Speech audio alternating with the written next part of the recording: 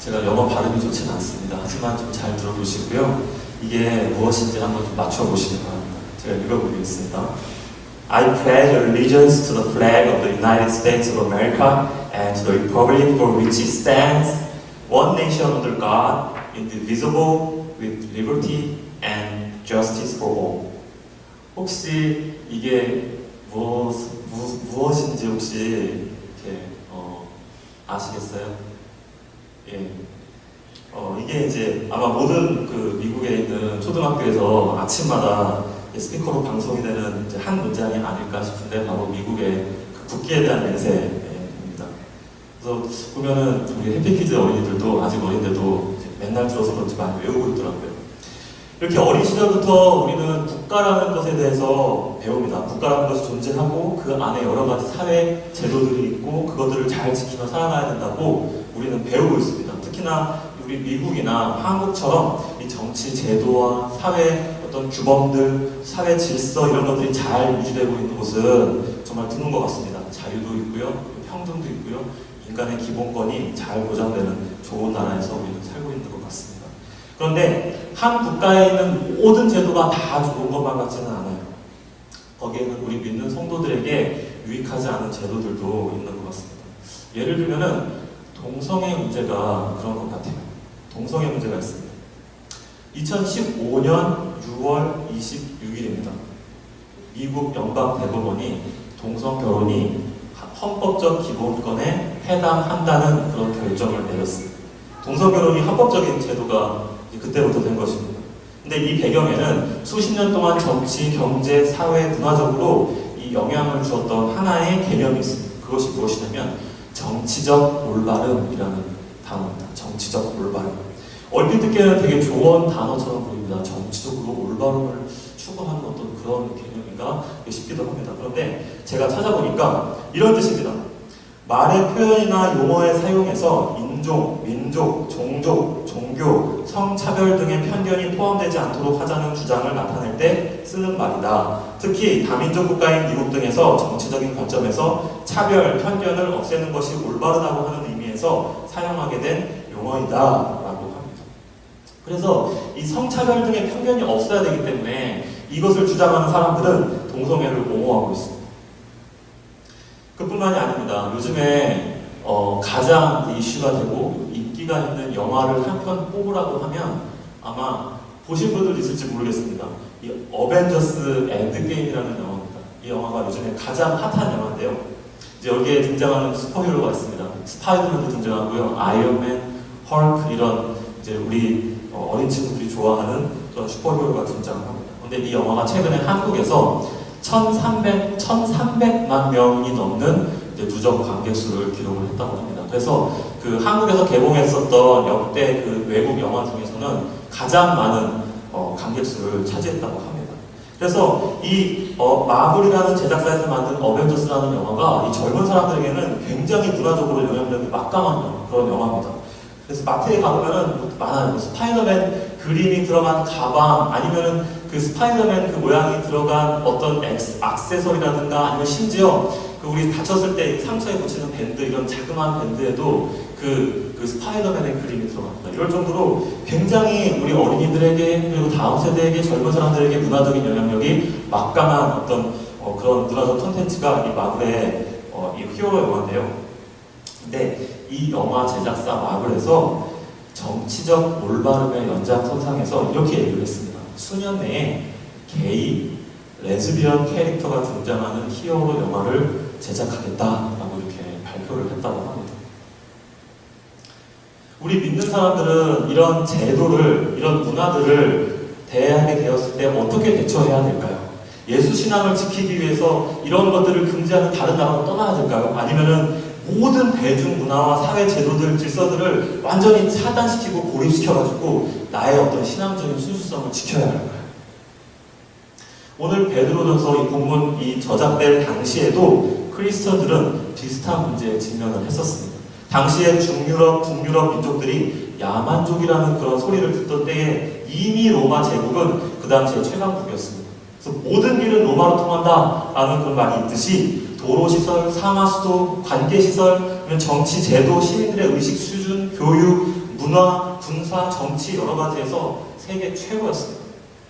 그런데 기독교를 핍박했습니다. 처음에는 지역적으로 그냥 간습적으로 이웃들이 옆에서 핍박하는 정도로 시작을 했어요. 그런데 이것이 점차 발전을 해서 정부 차원에서 제도적으로 성도들을 박해하기 시작했다는 것입니다. 당시 성도들은 어떻게 반응해야 했을까요? 황제에게 반역을 도모해야 했을까요? 들고 일어나서 군사적으로 황제를 부추기기 위해 싸워야 했을까요? 아니면 황제와 타협하고 평화롭게 신앙생활을 해야 했을까요? 그때도 그렇고 오늘날도 그렇고 어떤 정치, 사회 제도가 신앙의 어려움을 초래하게 되는 경우가 있는 것 같습니다. 성경적인 우리의 가치관을 흔드는 경우가 있는 것 같습니다. 우리 믿는 엄마, 아빠들은 이럴 때 어떻게 자녀들에게 교육을 해야 될까요? 어떻게 가르쳐야 될까요? 교회 리더들은 어떻게 우리 다른 성도들에게, 다른 지체들에게 어떻게 권면을 해야 될까요? 이럴 때 어떻게 해야 된다고 권면해야 될까요?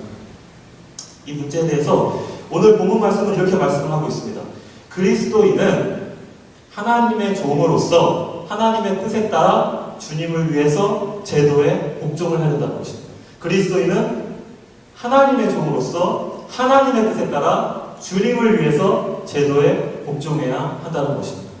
이것을 가지고 오늘 잠시 나누면서 우리 하나님 말씀을 볼 때 하나님의 은혜가 충만하고 합니다. 먼저 성도는 주님 때문에 제도에 복종해야 합니다. 성도는 주님 때문에 제도에 복종해야 됩니다. 13절, 14절을 같이 읽겠습니다. 13절, 14절입니다. 시작! 여러분은 인간이 세운 모든 제도에 주님을 위하여 복종하십시오. 주권자인 왕에게나 총독들에게나 그렇게 하십시오. 총독들은 악을 행하는 사람에게 벌을 주고 선을 행하는 사람에게 상을 주게 하려고 왕이 보낸 이들입니다. 아멘. 하나님의 말씀인 성경은 분명히 인간이 세운 모든 제도에 복종을 하라고 말씀하고 있습니다. 그래서 성도는 복종해야 됩니다. 그러면 이렇게 물어볼 수가 있습니다. 아니 그러면 기독교를 제도적으로 박해하는 그런 나라에서는 신앙을 갖지 말아야 됩니까?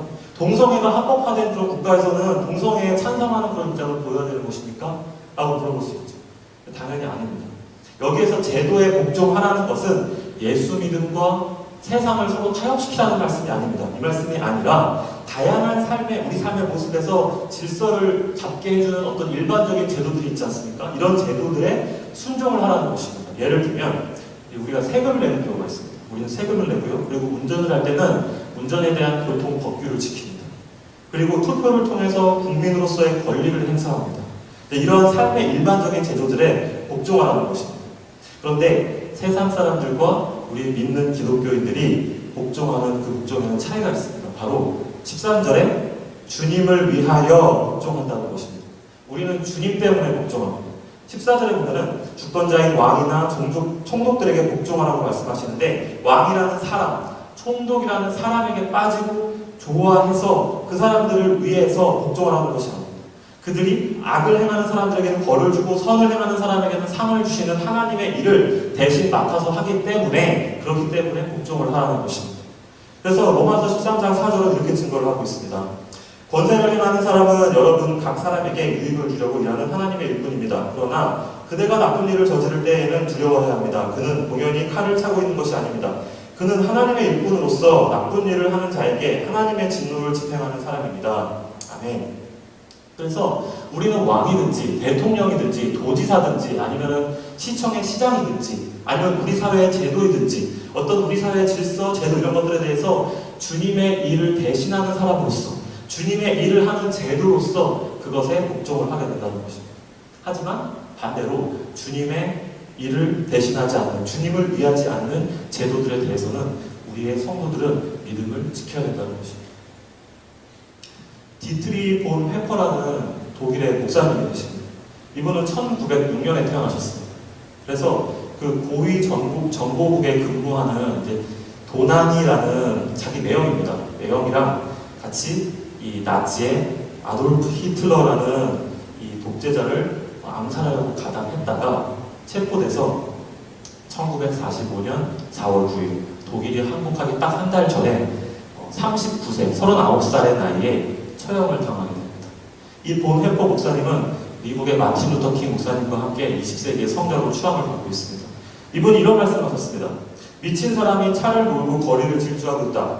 나는 성직자니까 그 차에 희생된 사람들의 장례나 치러주고 그 가족을 위로하는 것으로 만족해야 하는가? 내가 그 자리에 있었다면 그 자동차에 뛰어올라 미친 운전자에게서 핸들을 빼앗아야 하지 않겠는가? 성도는 인간이 만든 제도와 질서가 최고의 가치와 권위를 가진다고 여기지 않습니다. 성도의 복종의 핵심은 특정 정치가나 아니면 제도가 아니라 주님께 있다는 것입니다. 성도는 주님을 위해서, 주님 때문에 제도에 복종해야 된다는 것입니다. 두 번째로 하나님의 뜻에 따라 제도에 복종해야 됩니다. 하나님의 뜻에 따라 제도에 복종해야 됩니다. 15절 말씀을 다 같이 읽겠습니다. 시작! 선을 행함으로 어리석은 자들의 무지한 입을 막는 것이 하나님의 뜻입니다. 아멘. 세번역 성경 말씀인데 세번역 성경보다 영어 성경이 번역이 더 잘 되어 있습니다. 더 정확하게 되어 있습니다. 13절에 그 주님을 위해서 제도에 복종하는 것, 이것을 말씀하고 있는데 이것을 변형하면서 15절은 이런 뜻입니다. 이렇게 하는 것이, 즉 제도에 복종하는 것이 하나님의 뜻입니다. 그리고 그 결과로 선을 행함으로 어리석은 자들의 무지한 입을 막게 됩니다. 라고 읽으면 더 원어의 정확한 뜻이 된다는 것입니다. 제도에 복종하는 것이 누구의 뜻이라고 오늘 성경이 말씀하고 있습니까? 하나님의 뜻입니다. 선을 행한다는 것은 좋은 시민이 된다는 뜻이라고 합니다. 그리고 여기서 나오는 어리석은 자들은 지적 능력에 문제 있는 그런 분들을 가리키는 게 아니라 예수님을 믿지 않는 불신자들을 가리킵니다. 그래서 하나님의 뜻인 복종을 하면은 결과가 있는데 그들의 그 불신에서 비롯된 조롱과 비난의 말들이 어떤 좋은 시민이 됨으로써 그 입을 막게 된다는 것입니다. 12절에서는 좀 더 명확하게 말씀을 하고 있습니다. 이 부분에서 12절 말씀을 제가 읽겠습니다. 여러분은 이방 사람 가운데서 행실을 바르게 하십시오. 그렇게 해야 그들은 여러분더러 악을 행하는 자라고 욕하다가도 여러분의 바른 행위를 보고 하나님께서 찾아오시는 날에 하나님께 영광을 돌릴 것입니다. 아멘. 조롱하고 비방하는 그런 비난하는 그런 불신자들이 있어요. 근데 그 불신자들이 성도들의 제도에 복종하는 삶을 보는 거예요. 그것을 통해서 그 행실을 보고 마음이 변화됩니다. 그리고 예수 믿고 구원받고 하나님께 영광을 돌리게 된다는 것입니다. 이런 일이 일어나게 된다고, 우리가 제도에 복종할 때 이런 일이 일어나게 된다고 지금 하나님의 말씀 이야기를 하고 있는 것입니다. 예수님께서도 어리석은 자들의 무지한 입을 막기 위해서 시민의 의무를 행하셨습니다. 바로 성전세를 드리게 된 사건인데요. 예수님께서 가버나움에 계실 때의 이야기입니다. 성전에 들어가시기 전입니다. 성전세를 거두는 사람이 예수님께서 이 성전세를 안 내시는 것을 본 거예요. 그래서 이상히 여기셔서 예수님께 이렇게 질문을 합니다. 왜 예수님은 성전세를 내시지 않습니까? 라고 합니다. 그때 예수님께서 제자 베드로에게 이렇게 얘기를 합니다. 사실은 예수님은 세상의 왕이세요. 그리고 하나님의 아들이세요. 그리고 성전의 주인은 하나님이시잖아요. 그렇기 때문에 이 하나님의 아들인 예수님은 이 성전세를 내는 것이 면제가 되는 겁니다. 그런데 이 성전세를 거두는 사람은 그걸 몰랐어요. 그래서 예수님께서 이렇게 말씀을 하십니다. 마태복음 17장 27절입니다. 그러나 우리가 그들을 걸려 넘어지지 않도록 해야 하니 내가 바다로 가서 낚시를 던져 맨 먼저 올라오는 고기를 잡아서 그 입을 벌려보아라. 그러면 은전 한 잎이 그 속에 있을 것이다. 그것을 가져다가 나와 내 몫으로 그들에게 내어라. 아멘. 예수님께서는 성전세 거두는 사람의 무지함을 막으시기 위해서 몸소 이 세금을 내셨다는 것입니다. 제도에 복종하는 것이 하나님의 뜻이고 우리가 하나님의 뜻을 행할 때 하나님께서 믿지 않는 사람들을 통해서 영광을 받으십니다. 그래서 우리는 하나님의 뜻에 따라 제도에 복종해야 한다는 것입니다. 마지막으로 하나님의 종으로서 제도와 질서에 복종을 해야 됩니다. 하나님의 종으로서 우리가 하나님의 종이기 때문에 제도와 질서에 복종해야 된다는 것입니다. 16절 말씀을 같이 읽겠습니다. 시작! 여러분은 자유인으로 사십시오. 그러나 그 자유를 악을 행하는 구실로 쓰지 말고 하나님의 종으로 사십시오. 아멘. 이 16절에 세 부류의 사람이 등장합니다. 한 부류는 자유인, 그리고 두 번째는 자유인이긴 한데 그 자기의 자유를 악을 행하는 그 빌미로 쓰는 사람, 그리고 세 번째는 하나님의 종, 이렇게 세 부류가 등장을 합니다. 그래서 16절 말씀은 우리에게 이렇게 말하고 있습니다. 우리의 정체성이 자유인이고 그리고 하나님의 종이 맞는데 주신 자유로 악을 행하지 말고 우리가 정직하게 살아가자, 이렇게 얘기를 하고 있는 것입니다. 사실 2장 초반부를 보면은 2장 초반부에 그리스도인의 정체성에 대한 여러 가지 아름다운 모습들이 등장을 합니다. 2장 9절 말씀과 10절 말씀을 보면은 우리 그리스도인들에 대해서 이렇게 이야기를 하고 있어요. 택하심을 받은 족속, 왕과 같은 제사장, 거룩한 민족, 하나님의 소유가 된 백성. 그리고 10절을 보면은 자비하심을 입은 사람, 자비를 입은 사람. 이렇게 우리 그리스도인들에 대해서 묘사를 하고 있습니다. 왕이라고 하잖아요. 그리고 제사장이라고 하잖아요. 이 어떤 특권 계급이라고 하잖아요. 그러니까 이거는 참 위로가 되고 참 우리에게 정말 우리가 가질 수 있는 어떤 자랑할 수 있는 아름다운 모습인 것 같아요. 그런데 오늘 본문에 등장하는 또 다른 표현은 좀 부담이 되는 것 같아요. 하나님의 종, 노예입니다. 노예, 슬레이브입니다. 그래서 전혀 아름답지가 않습니다. 그래서 16절에 하나님의 종이라는 표현이 왜 나왔을까? 이 부분을 우리가 살펴보기 원하는데 예수 복음을 믿고 거듭난 사람은 죄와 죽음으로부터 자유하게 됩니다. 이게 무슨 말이냐면은 이후에 다시 죄를 지어도 우리는 천국에 가는 것입니다. 우리가 일단 한번 예수 믿고 구원받았으면 그 이후에 다시 죄를 지어도 범죄해도 우리는 죽지 않습니다. 우리는 천국에 갑니다. 왜냐하면 우리의 죄의 값을 예수님께서 다 가져가셨기 때문입니다. 해결하시기 때문입니다. 그래서 우리는 죄와 죽음과 심판에서 자유한 자유인이 됩니다. 하지만 그렇다고 해서 범죄해도 되니까 범죄해도 천국에 가니까 마음껏 범죄해야겠다. 범죄해도 상관없으니까 난 하고 싶은 대로 내 자유롭게 살아야겠다 라고 우리가 말할 수 있습니까? 우리가 그렇게 말할 수는 없습니다. 왜냐하면 거듭난 사람은 하나님의 종이 되었기 때문에 자유인으로서 그 어떤 것도 할 수 있지만 그렇게 하지 않고 하나님의 종으로서 삽니다. 그리고 내 뜻이 아닌 하나님의 뜻에 따라서 자유를 스스로 제한하고 순종하면서 사는 것, 이것이 바로 아름다운 구속의 모습이라는 것입니다. 성도가 하나님의 종이 된다는 사실에 대해서 로마서 6장 16절에서 18절은 이렇게 이야기를 하고 있습니다. 제가 읽어보겠습니다. 여러분이 아무에게나 자기를 종으로 내맡겨서 복종하게 되면 여러분은 여러분이 복종하는 그 사람의 종이 되는 것임을 알지 못합니까? 여러분은 죄의 종이 되어서 죽음에 이르거나 아니면 순종의 종이 되어 의에 이르거나 하는 것입니다. 그러나 하나님께 감사하는 것은 여러분은 전에는 죄의 종이었으나 이제 여러분은 전에 받은 교훈의 본의 마음으로부터 순종함으로써 죄에서 해방을 받아서 의의 종이 된 것입니다. 아멘. 사람은 죄의 종이 되거나 아니면 하나님의 종이 됩니다. 둘 중에 하나입니다. 선택을 해야 됩니다. 둘 중에 하나입니다. 그렇기 때문에 죄로부터 자유한 성도는 자연스럽게 하나님의 종이 되는 것입니다. 그래서 하나님의 종으로서 사회제도를 어기거나 범죄하고 싶은 마음을 제한하고 하나님을 위해서 사회제도와 질서에 복종해야 된다고 오늘 본문 말씀은 이야기하고 있는 것입니다. 어떤 분은 이렇게 말씀하실 수 있을 것 같아요. 예수님을 믿고 구원받기는 하는데 제 믿음이 아직은 하나님의 종의 어떤 그런 의무를 다할 만한 어떤 그런 무게가 안 되는 것 같습니다. 제가 그렇게 믿음이 강한 것 같지는 않습니다. 이렇게 말씀하시는 분도 있을 것 같아요. 그런데 하나님의 종이라는 것을 어떤 예수님을 믿은 다음에 내가 도달해야 되는 어떤 것, 아니면 내가 하나님의 종으로서 열심히 어떤 살아내야 되는 어떤 의무라고 생각을 하신다면 이것은 하나님의 종이라는 부분에 대해서 잘못 알고 계시는 것 같아요. 왜냐하면 우리는 구원받았으면 이미 종이에요. 예수 복음은 예수님의 주인 되심과 우리의 종에 대한 이야기입니다. 그래서 예수 복음을 믿고 구원받기 원한다는 것은 바로 뭐냐면은 나 예수님의 종이 되기 원합니다. 하나님의 종이 되기 원합니다. 라는 뜻입니다. 그래서 선교사, 목사, 전도사만 종이 아니라 구원받은 모든 성도들은 구원받았을 때 이미 종이 된 겁니다. 우리 모든 성도들은 다 하나님의 종입니다. 그래서 성도로 산다는 것은 자연스럽게 내가 원하든 원하지 않든 간에 하나님의 종으로 사는 거예요. 그냥 내가 성도로 그리고 내가 구원받은다고 해서 삶을 시작한 그 순간부터 하나님의 종으로서의 삶이 시작이 된 겁니다. 그래서 충성된 종과 그리고 아니면 조금 덜 충성된 종이 있을 수도 있어요. 그런데 구원을 받았다면 그 중에 종이 아닌 사람은 없다는 것입니다. 다 종입니다.